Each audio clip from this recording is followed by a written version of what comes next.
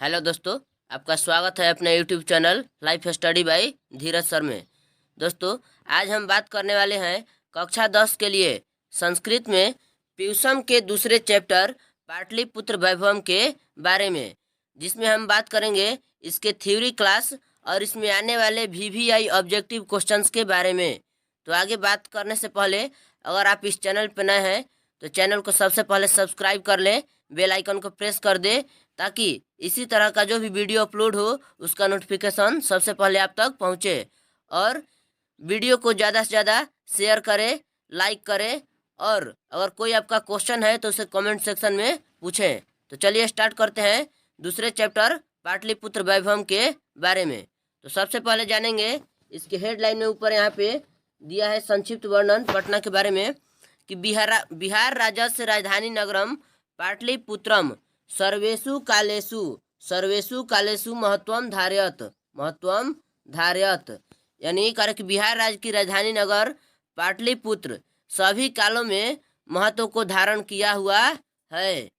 अस्य इतिहास कार्य कि अस्य इतिहास सार्ध सहस्रद्वय वर्ष मिति, यानी इसका इतिहास सार्ध सहस्रद्वय वर्ष का मतलब दोस्तों होता है 2500 वर्ष पुराना, करके इसका इतिहास 2500 वर्ष पुराना है।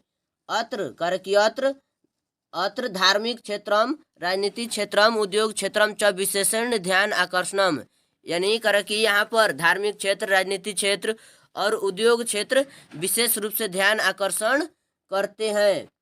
आगे करके वैदेशिका यात्री मेगास्थनीज, फाहियान, वेनसांग, इत्सिंग प्रभृति पाटलिपुत्रस्य वर्णन स्व संस्मरण ग्रंथेषु चक्रु, यानी करे कि वैदेशिका यात्री यानी विदेशी यात्री करे कि विदेशी यात्री मेगास्थनीज, फाहियान, वेनसांग, इत्सिंग ने पाटलिपुत्र का वर्णन अपने अपने ग्रंथों में किया है।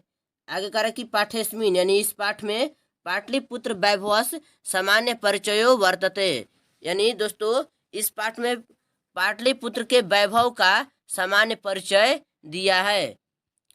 चलिए आगे स्टार्ट करते हैं। ये पहला पैराग्राफ है यहाँ पे, करे कि प्राचीनेषु भारतीयेषु नगरेष्वन्यतम पाटलिपुत्रम वसुद्वीचित्रम महानगरम बभूव तादृश्य दामोदर गुप्त नाम कवि कुटनिमतावे काव्य कथयति, यानी दोस्तों ये पहले पैराग्राफ का हम हिंदी में अर्थ बता रहे हैं कि क्योंकि संस्कृत में भले ही सब संस्कृत में है लेकिन क्वेश्चन दोस्तों एग्जाम में आता है तो हिंदी में ही आता है, इसलिए हमें इसका हिंदी में जानकारी होना बहुत ज़रूरी है। जब इसका हम पूरा अर्थ हिंदी में जान जाएंगे तो इससे जो भी क्वेश्चन आएगा वो आसानी से बन जाएगा। तो यहाँ पे ये जो पहला पैराग्राफ है इसका दोस्तों हिंदी में यहाँ पे देखिए नीचे यहाँ पे अर्थ है दोस्तों। यहाँ पे पहला पैराग्राफ यहाँ से प्राचीनेषु, यहाँ से दोस्तों प्राचीनेषु भारतीयेषु से लेकर यहाँ तक ये जो पहला पैराग्राफ है इसका हिंदी में अर्थ यहाँ पे है दोस्तों। हिंदी में अर्थ यहाँ पे कि प्राचीन भारतीय नगरों में गंगा के किनारे बसा हुआ पाटलिपुत्र महानगर अत्यंत और विचित्र था। इसके बारे में दामोदर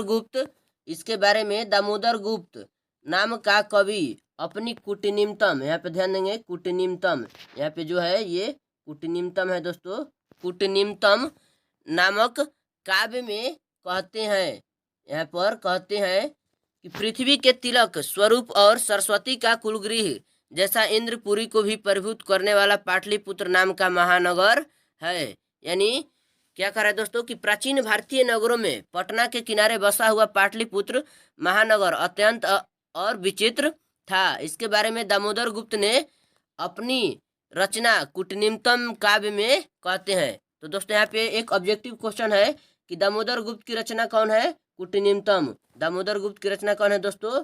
कुटनीमतम। और इसको उल्टा पूछ सकता है कि कुटनीमतम के लेखक कौन है दोस्तों? तो दामोदर गुप्त। इन्होंने क्या कहा है कि पृथ्वी के तिलक स्वरूप और सरस्वती का कुलगृह जैसा इंद्रपुरी को भी परिभूत करने वाला पाटलिपुत्र नाम का महानगर है। आगे बात करेंगे दूसरे पैराग्राफ के बारे में दोस्तों, जो यहाँ से यहाँ तक दिया है दूसरा पैराग्राफ कि इतिहास शुरूयते, ये पूरा का अर्थ दोस्तों हिंदी में हम समझेंगे। यहाँ से यहाँ तक का, यहाँ से यहाँ तक का दोस्तों कि इतिहास श्रूयते यत् गंगायास तीरे, इसका हम हिंदी में अर्थ समझेंगे। यहाँ पे दोस्तों इसका हिंदी में अर्थ है कि इतिहास से ज्ञात होता है कि बुद्ध काल में गंगा के किनारे पाटली ग्राम स्थित था। भगवान बुद्ध बहुत बार पधारे थे। उनके द्वारा कहा गया कि यह ग्राम महानगर बनेगा। यानी दोस्तों इतिहास में ये जानकारी मिलती है कि बुद्ध काल में यानी महात्मा बुद्ध के समय में गंगा के किनारे बसा हुआ पाटली ग्राम स्थित था और यहाँ भगवान बुद्ध बहुत बार आए थे। उनके द्वारा कहा गया कि यह ग्राम महानगर बनेगा। तो यहाँ पे सबसे पहले दोस्तों यहाँ पे ऑब्जेक्टिव क्वेश्चन है कि बुद्ध काल में पटना का नाम क्या था दोस्तों? बुद्ध काल में पटना का नाम क्या था? पाटली ग्राम। बुद्ध काल में पटना का नाम क्या था दोस्तों? बुद्ध काल में पाटली ग्राम। उनके द्वारा कहा गया कि यह ग्राम महानगर बनेगा, किंतु कलह, अग्निदाह और जल प्लावन यानी बाढ़ का भय से सदा प्रभावित यानी सदा भयभीत रहेगा। कुछ दिनों के बाद पाटली ग्राम ही पाटलिपुत्र नाम से पुकारा गया। यानी कुछ दिनों के बाद यही पाटली ग्राम जो था पाटलिपुत्र नाम से पुकारा गया। चंद्रगुप्त मौर्य के समय में इस नगर की शोभा और रक्षा व्यवस्था अत्यंत उत्कृष्ट थी। यानी जब चंद्रगुप्त मौर्य राजा थे उस समय इस नगर की शोभा और रक्षा व्यवस्था अत्यंत उत्कृष्ट थी, जैसा कि यूनान राजदूत मेगास्थनीज ने अपना स्मरण में लिखा है। दोस्तों यहाँ पे एक ऑब्जेक्टिव क्वेश्चन है कि यूनान के राजदूत कौन थे? मेगास्थनीज। यूनान के राजदूत कौन थे दोस्तों? मेगास्थनीज ने अपने स्मरण में लिखा है। क्या लिखा है? इस नगर का वैभव और सौंदर्य अशोक काल में सबसे उत्तम था। यानी क्या उन्होंने लिखा है कि इस नगर का वैभव और सौंदर्य यानी सुंदरता अशोक काल में यानी राजा अशोक के समय में अत्यंत अर्थात सबसे उत्तम था। यहाँ पे दोस्तों इसमें ऑब्जेक्टिव क्वेश्चन यहाँ पे है दोस्तों, ध्यान देंगे कि भगवान बुद्ध ने पटना के बारे में सबसे पहले यहाँ पे ऑब्जेक्टिव क्वेश्चन है कि बुद्ध काल में, यहाँ पे हमने बताया कि बुद्ध काल में पटना का क्या नाम था? पाटली ग्राम। उसके बाद कि चंद्रगुप्त मौर्य के समय में इस नगर की रक्षा व्यवस्था कैसी थी? तो अति उत्कृष्ट। यहाँ पे अति उत्कृष्ट थी। यूनान का राजदूत कौन था दोस्तों? यूनान का राजदूत मेगास्थनीज। आगे बात करेंगे अगले पैराग्राफ। यहाँ पे दिया है कि बहुकालम पाटलिपुत्रस, इसका हिंदी में अर्थ समझेंगे दोस्तों। यहाँ पे अगला पैराग्राफ यहाँ से है कि बहुकालम पाटलिपुत्रस, यहाँ तक इसका हम हिंदी में अर्थ समझेंगे। यहाँ पे इसका हिंदी में अर्थ दोस्तों यहाँ से है, इसका हिंदी में अर्थ दोस्तों यहाँ से लेकर यहाँ तक है कर कि बहुत दिनों तक पाटलिपुत्र का प्राचीन सरस्वती परंपरा यानी अध्ययन अध्यापन परंपरा बनी रही। यानी करे कि बहुत दिनों तक पाटलिपुत्र जो है उसका प्राचीन सरस्वती परंपरा बनी रही। ऐसा राजशेखर ने अपनी काव्य मीमांसा, दोस्तों यहाँ पे एक ऑब्जेक्टिव क्वेश्चन बना है कि राजशेखर की रचना कौन है? काव्य मीमांसा। राजशेखर की रचना कौन है दोस्तों? काव्य मीमांसा।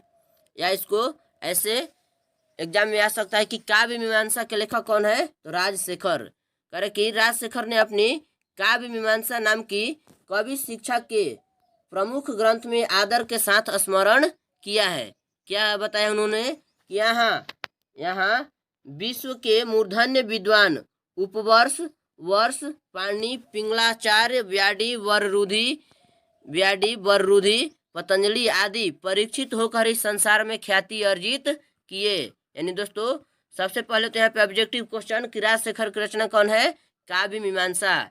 उसके बाद कि राजशेखर ने पटना के संबंध में क्या कहा है कि यहाँ विश्व के मूर्धन्य विद्वान पाणिनि पिंगलाचार्य व्याडी वररुचि पतंजलि आदि परीक्षित होकर ही संसार में ख्याति अर्जित किए। आगे बात करते हैं अगले पैराग्राफ के बारे में। पाटलिपुत्र वैभव के पुस्तक में अगले पैराग्राफ के बारे में यहाँ से दिया है दोस्तों कतिपयेषु, यहाँ से दोस्तों कतिपयेषु प्राचीन संस्कृत ग्रंथेषु, इसका भी हम दोस्तों हिंदी में अर्थ समझेंगे। यहाँ पे आगे इसका हिंदी में अर्थ, क्योंकि हिंदी में अर्थ जानना ही जरूरी है, क्योंकि एग्जाम में क्वेश्चन जो आता है वो हिंदी में ही आता है। तो इसका हिंदी में दोस्तों यहाँ पे अर्थ होगा, आगे हम देख रहे हैं पे हिंदी में इसका अर्थ होगा। यहाँ पे दोस्तों हिंदी में इसका अर्थ है कि कुछ प्राचीन संस्कृत ग्रंथों में पुराणादि में पाटलिपुत्र का नामांतर पुष्पपुर या कुसुमपुर भी प्राप्त होते हैं। यानी ये कह रहे कि कुछ प्राचीन संस्कृत ग्रंथों में पाटलिपुत्र का कौन कौन नाम देखने को मिलता है दोस्तों, तो पुष्पपुर या कुसुमपुर भी प्राप्त होते हैं। इससे ज्ञात होता है कि इस नगर के समीप की अत्यधिक उत्पादन होता था। यानी पाटलिपुत्र का अन्य नाम पुष्पपुर यानी कुसुमपुर। पुष्प का मतलब होता है दोस्तों फूल, और कुसुम का मतलब भी फूल। यानी इससे ज्ञात होता है कि इस नगर के समीप पुष्पों की अत्यधिक उत्पादन होता था। पाटलिपुत्र, यहाँ पे दे रहा है कि पाटलिपुत्र शब्द भी गुलाब के फूल से पुतलिका रचना की कला की रचना को लेकर ही बना और प्रचलित हुआ। इस नगर में शरद ऋतु के अभ्यंतर, तो सबसे पहले यहाँ पे दोस्तों ध्यान देंगे ऑब्जेक्टिव क्वेश्चन कि पाटलिपुत्र शब्द की रचना कैसे हुई, तो पाटल पुष्पों की पुतलिका रचना के आधार पर। यहाँ पे दिया है कि गुलाब के फूल से पुतलिका रचना की कला को लेकर ही बना और प्रचलित हुआ। आगे दोस्तों यहाँ पे ऑब्जेक्टिव क्वेश्चन है कि इस नगर में, यहाँ पे दोस्तों कि इस नगर में शरद ऋतु के अभ्यंतर कौमुदी महोत्सव का आयोजन समारोह गुप्त वंश के शासन काल में। तो दोस्तों यहाँ पे सबसे पहला ऑब्जेक्टिव क्वेश्चन इसमें होगा कि पटना में कौन सा महोत्सव मनाया जाता था, कौमुदी महोत्सव। किस ऋतु में दोस्तों, शरद ऋतु में मनाया जाता था।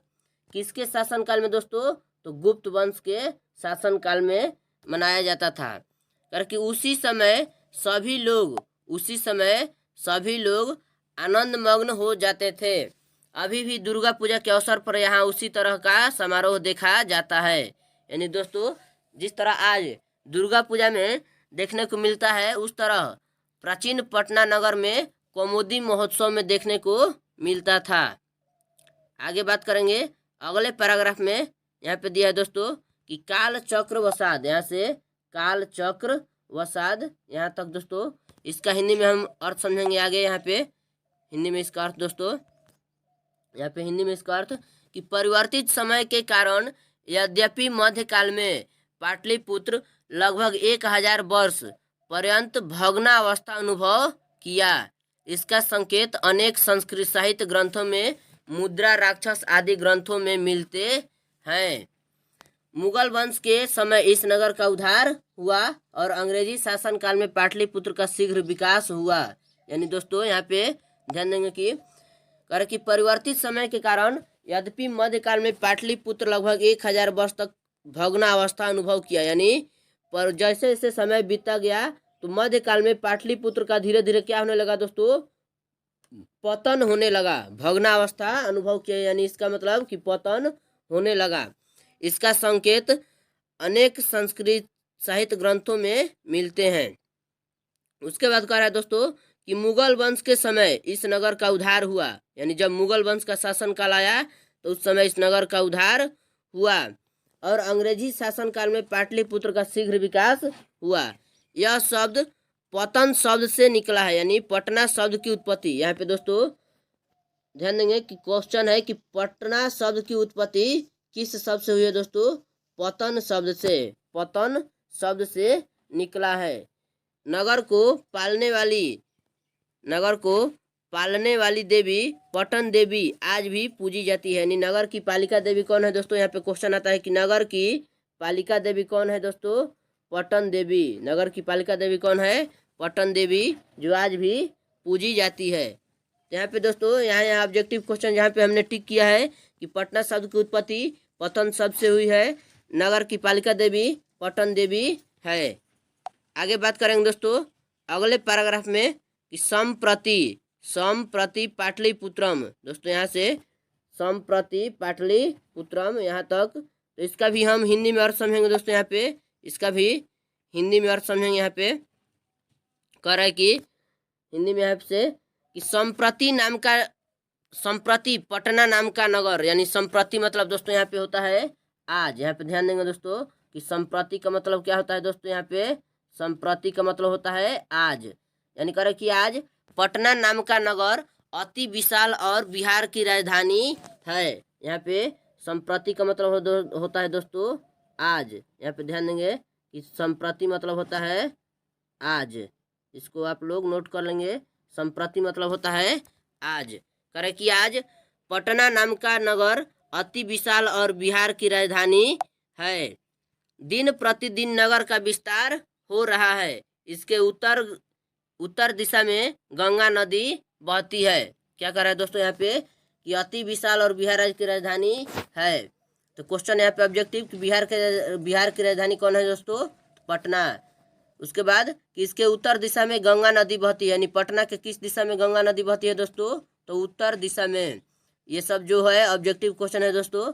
इसके ऊपर गांधी सेतु नाम का एशिया महादेश का सबसे बड़ा सेतु पुल है, यानी एशिया महादेश का सबसे बड़ा सेतु पुल दोस्तों महात्मा गांधी सेतु पुल। महात्मा गांधी सेतु पुल जो एशिया महादेश का सबसे बड़ा सेतु पुल है। करके किंतु रेलवे सेतु अभी निर्माणाधीन है, यानी इस पर रेलवे सेतु भी अभी बन रहा है। इस नगर के उत्कृष्ट संग्रहालय, यानी कह रहे कि इस नगर के उत्कृष्ट संग्रहालय, उच्च न्यायालय, सचिवालय, गोलगृहम, तारामंडलम, जैविक उद्यान, मौर्यकालीन अवशेष, महावीर मंदिर आदि दर्शनीय है। यानी दोस्तों आता है क्वेश्चन कि पटना के मुख्य दर्शनीय स्थलों का नाम उल्लेख करें। दर्शनीय का मतलब देखने योग्य। तो ये सब जो है, जो भी यहाँ पे स्थान है, ये सब देखने योग्य स्थान है। यहाँ पे आगे कह रहा है कि प्राचीन पटना नगर में सिख संप्रदाय के द्वारा पूजनीय स्थल दसम गुरु गोविंद सिंह का जन्म स्थान गुरुद्वारे के नाम से प्रसिद्ध है। यानी दोस्तों यहाँ पे कह रहा है कि पटना नगर में सिख संप्रदाय के द्वारा पूजनीय स्थल दसम गुरु गोविंद सिंह का जन्म स्थान गुरुद्वारे के नाम से प्रसिद्ध है। यानी दोस्तों यहाँ पे पटना में सिख संप्रदाय के 10वें गुरु गोविंद सिंह का जन्म स्थान है, जो आज गुरुद्वारा के नाम से जाना जाता है। करे कि यहाँ देश के तीर्थ यात्रीगण दर्शन के लिए आते हैं। यहाँ पर भी ऑब्जेक्टिव क्वेश्चन है दोस्तों कि सिख संप्रदाय के, यहाँ पे ऑब्जेक्टिव क्वेश्चन है कि सिख संप्रदाय के 10वें गुरु कौन थे दोस्तों, तो गुरु गोविंद सिंह। इनका जन्म स्थान किसके नाम से जाना जाता है दोस्तों, तो गुरुद्वारे के नाम से जाना जाता है। आगे बात करेंगे दोस्तों। अगला यहाँ पे पैराग्राफ है दोस्तों कि एवं पाटलिपुत्रम, यानी यहाँ से लेकर यहाँ तक, इसका हिंदी में हम आगे अर्थ समझेंगे। यहाँ पे दोस्तों हिंदी में इसका अर्थ होगा कि इस तरह पाटलिपुत्र प्राचीन काल से अब तक विभिन्न क्षेत्रों में वैभव यानी गरिमा धारण करता है, और उन सबों को संकलित रूप में संग्रहालय में जाकर देख सकते हैं, यानी म्यूजियम। यानी जो भी प्राचीन काल के अवशेष होते हैं दोस्तों, वो कहाँ रखे जाते हैं, संग्रहालय में रखे जाते हैं। पर्यटन मानचित्र में यह नगर महत्वपूर्ण है। तो इस तरह दोस्तों हमने बात किया, इसके पूरे किताब के जो भी थ्योरी क्लास है उसको हमने हिंदी में अर्थ समझा। तो आप लोग इसको हिंदी में नोट कर लीजिएगा, क्योंकि ये बहुत महत्वपूर्ण है। जब तक हम हिंदी में अर्थ नहीं समझेंगे, इसका क्वेश्चन आंसर को सॉल्व नहीं कर पाएंगे, क्योंकि एग्जाम में जो भी क्वेश्चन आता है ट्यूशन से, वो हिंदी में ही आता है। तो दोस्तों अब आगे हम बात करेंगे, इसमें आने वाले जितना भी हमने अभी पढ़ा, इसका हिंदी में अर्थ समझा, इसमें आने वाले वीवीआई ऑब्जेक्टिव क्वेश्चंस के बारे में जितना भी हमने पढ़ा, टिक मार्क किया, उसको अब हमने ऑप्शन के साथ, 4 ऑप्शन के साथ यहाँ पे पढ़ेंगे, जिस तरह एग्जाम में क्वेश्चन आता है। तो इस चैप्टर से जितने भी वीवीआई ऑब्जेक्टिव क्वेश्चन बनते हैं दोस्तों, उन सब का पूरा कलेक्शन यहाँ पे है, जिसका स्टार्ट करते हैं दोस्तों पहले क्वेश्चन से। यहाँ पे कक्षा 10 यहाँ पे ध्यान देंगे, इसका हेडिंग है दोस्तों कि कक्षा 10 संस्कृत पाटलिपुत्र वैभवम हिंदी में वस्तुनिष्ठ प्रश्न। यानी दोस्तों हमने पहले ही बताया कि एग्जाम में क्वेश्चन ट्यूशन से जो भी क्वेश्चन आता है जिस चैप्टर से, वो हिंदी में ही आता है। तो पहला क्वेश्चन है दोस्तों कि पाटलिपुत्र वैभवम पाठ में किस नगर का वर्णन है। तो अभी हमने पढ़ा कि पाटलिपुत्र वैभवम यानी किसके वैभव के बारे में बताया गया दोस्तों, पटना यानी पाटलिपुत्र। इसका आंसर क्या होगा दोस्तों, पाटलिपुत्र वैभवम, यानी इसका आंसर होगा ऑप्शन डी पाटलिपुत्र। अगला क्वेश्चन है दोस्तों कि मेगास्थनीज पटना किसके समय में आया था। मेगास्थनीज पटना किसके समय में आया था, तो किसके समय में आया था दोस्तों, तो इसका आंसर होगा ऑप्शन सी चंद्रगुप्त मौर्य के समय में। मेगास्थनीज की रचना कौन है दोस्तों, मेगास्थनीज कहाँ का विदेशी यात्री था दोस्तों, तो हमने बताया कि कहाँ का था, मेगास्थनीज यूनान का राजदूत था। कहाँ का दोस्तों, यूनान का राजदूत। तो ये दूसरा का क्वेश्चन का आंसर होगा दोस्तों चंद्रगुप्त मौर्य के समय में। अगला क्वेश्चन है पाटल पुष्पों की पुतलिका रचना के आधार पर पटना का कौन सा नाम है। पाटल पुष्पों की पुतलिका, तो हमने बताया इसका नाम है पाटलिपुत्र। गुलाब के फूलों की पुतलिका की रचना के आधार पर दोस्तों पाटल पुष्पों की यानी पुतलिका की रचना के आधार पर पटना का नाम है पाटलिपुत्र। इसका आंसर होगा ऑप्शन सी। अगला क्वेश्चन है कि पाटलिपुत्र किस राज्य की राजधानी है। पाटलिपुत्र किस राज्य की राजधानी है दोस्तों, तो बिहार की राजधानी है। इसका आंसर होगा ऑप्शन ए बिहार। अगला क्वेश्चन है पाटलिपुत्र किस नदी के किनारे स्थित है। पाटलिपुत्र किस नदी के किनारे स्थित है, तो किस नदी के किनारे स्थित है दोस्तों, गंगा नदी के किनारे। इसका आंसर होगा ऑप्शन ए गंगा नदी के किनारे। अगला क्वेश्चन है कि पाटलिपुत्र का बुध काल में क्या नाम था। तो क्या नाम था दोस्तों, बुध के समय में पाटलीग्राम। हमने बताया कि क्या नाम था उसका, पाटलीग्राम। ऑप्शन सी, इसका आंसर होगा ऑप्शन सी। अगला क्वेश्चन है दोस्तों कि गांधी सेतु पुल कहाँ स्थित है। गांधी सेतु पुल कहाँ स्थित है, तो कहाँ स्थित है दोस्तों, पाटलिपुत्र में। इसका आंसर होगा ऑप्शन डी पाटलिपुत्र। अगला पटना नगर की पालिका देवी कौन है। पटना नगर की पालिका देवी कौन है दोस्तों, पटन देवी। कौन है दोस्तों, पटन देवी। इसका आंसर होगा ऑप्शन सी। यहाँ पे दोस्तों ये गलत से लिखा गया है, यहाँ पे ये गलत से लिखा गया है दोस्तों।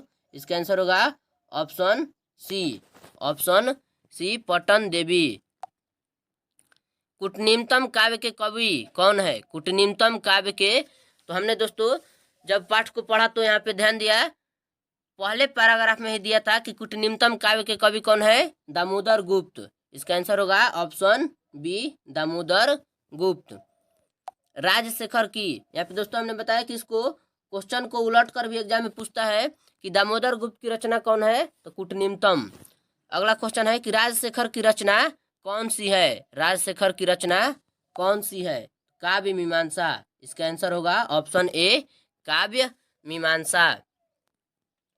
अगला क्वेश्चन है दोस्तों कि पाटलिपुत्र में किस महापुरुष की जन्म स्थली है। तो किस महापुरुष की जन्म स्थली है दोस्तों, तो सिखों के 10वें गुरु गोविंद सिंह का। इसका करेक्ट आंसर होगा ऑप्शन सी गुरु गोविंद सिंह। चंद्रगुप्त किस वंश का संस्थापक था। तो चंद्रगुप्त किस वंश का संस्थापक था दोस्तों, तो इसका करेक्ट आंसर होगा ऑप्शन ए मौर्य वंश। अगला क्वेश्चन है सिखों के 10वें गुरु कौन थे। तो हमने अभी बताया कि सिखों के 10वें गुरु कौन थे, गुरु गोविंद सिंह। इसका आंसर होगा ऑप्शन ए गुरु गोविंद सिंह। पटना के किस दिशा में गंगा नदी प्रवाहित होती है यानी बहती है, तो किस दिशा में बहती है दोस्तों, उत्तर दिशा में। इसका करेक्ट आंसर होगा ऑप्शन सी उत्तर दिशा में। किस काल में पटना का नाम पाटलीग्राम था। किस काल में पटना का नाम पाटलीग्राम था, किस काल में दोस्तों, तो बुध काल में यानी बुध के समय में। इसका आंसर होगा ऑप्शन ए बुध के समय में पटना का नाम क्या था, पाटलीग्राम, यानी वो एक गांव था। अगला क्वेश्चन है कि यूनान का राजदूत कौन था। तो यूनान का राजदूत कौन था दोस्तों, तो इसका आंसर होगा ऑप्शन सी, कौन था दोस्तों, मेगास्थनीज। Option C Megasthenes. या इसको ऐसे भी पूछता है कि मेगास्थनीज कौन था, तो यूनान का राजदूत। अगला क्वेश्चन है महावीर मंदिर कहाँ स्थित है। महावीर मंदिर कहाँ स्थित है, तो कहाँ स्थित है दोस्तों, पटना में। कहाँ स्थित है दोस्तों, पटना में। इसका करेक्ट आंसर होगा ऑप्शन सी।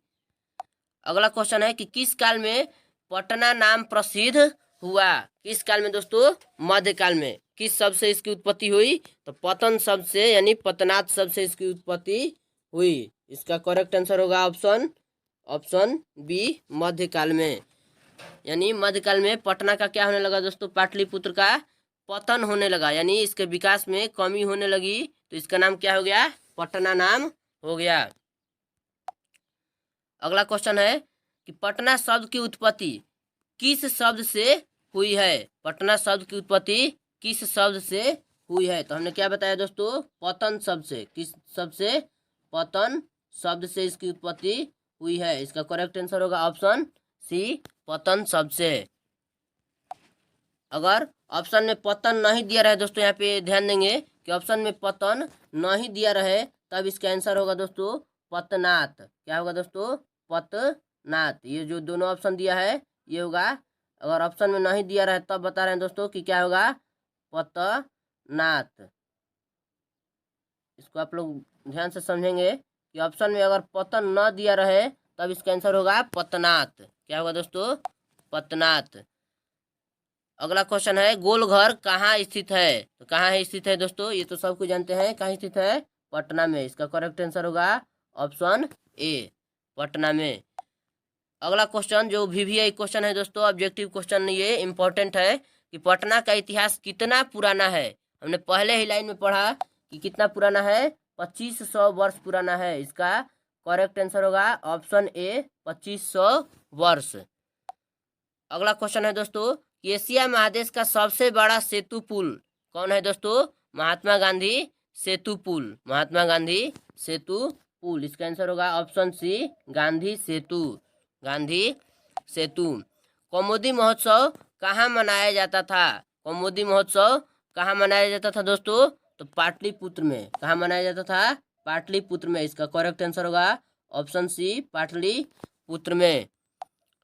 पटना के कौमुदी महोत्सव, पटना में यहाँ पे दोस्तों है कि पटना में कौमुदी महोत्सव कब मनाया जाता था, यानी किसके शासनकाल में मनाया जाता था दोस्तों, तो गुप्त वंश के शासनकाल में। यानी इसका आंसर होगा ऑप्शन ए गुप्त वंश के काल में।